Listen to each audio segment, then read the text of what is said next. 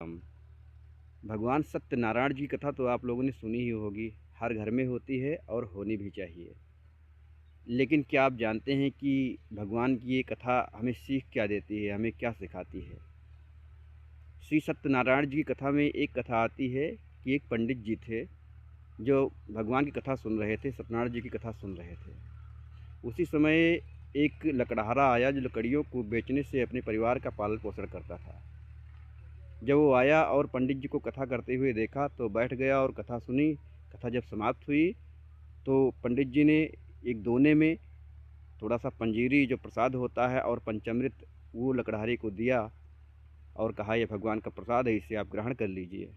लकड़हारे ने प्रसाद खाया और प्रसाद खाया तो फिर पूछने लगा पंडित जी से कि आप ये क्या करते हैं, इसे करने से क्या फल मिलता है, कि मैं भी सुनने की इच्छा रखता हूँ, मैं भी करना चाहता हूँ। तो पंडित जी ने कहा कि मेरे पास कुछ नहीं था, सब भगवान की कृपा से ही हुआ है। श्री सत्यनारायण जी की कथा कर रहा था, उन्हीं की कृपा से मुझे ये धन दौलत जो देख रहे हैं उन्हीं की कृपा से प्राप्त हुआ है। लकड़हारे ने कहा कि ये जो कथा आप कर रहे हैं इसका वर्णन मुझसे भी कह दीजिए, मैं भी आपकी कथा के अनुसार इस व्रत को करूँगा, क्योंकि मैं भी काफ़ी दुखित रहता हूँ। लकड़ियों को बेचने से मेरे परिवार का पालन पोषण सही ढंग से नहीं हो पाता है। तो पंडित जी ने व्रत का सारा विधान उस लकड़हारे से कह दिया। लकड़हारे ने उसी क्षण अपने मन में विचार किया और संकल्प लिया कि लकड़ियों को बेचने से जो मुझे धन प्राप्त होगा, जो रुपया प्राप्त होगा, उससे मैं भगवान की कथा अवश्य करूँगा।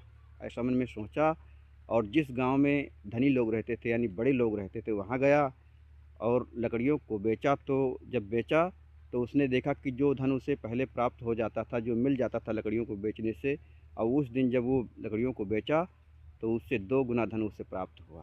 बड़ी प्रसन्नता के साथ भगवान की व्रत की सामग्री लाया और भगवान का व्रत पूजन किया। मित्रों, अगर उद्देश्य आपका सही है तो भगवान आप पर कृपा अवश्य करते हैं।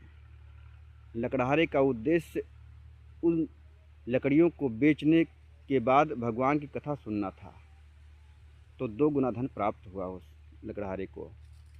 और जब भगवान की कथा सुना तो उसके सारे दुख दूर हो गए, धनवान हो गया। हमेशा जीवन में याद रखिए, अपना उद्देश्य स्पष्ट रखिए, साफ रखिए। जो भी कार्य करिए भगवान को समर्पित करके करिए, निश्चित तौर पर भगवान आपकी मदद अवश्य करेंगे। जय श्री राम, जय श्री राधे गोविंद।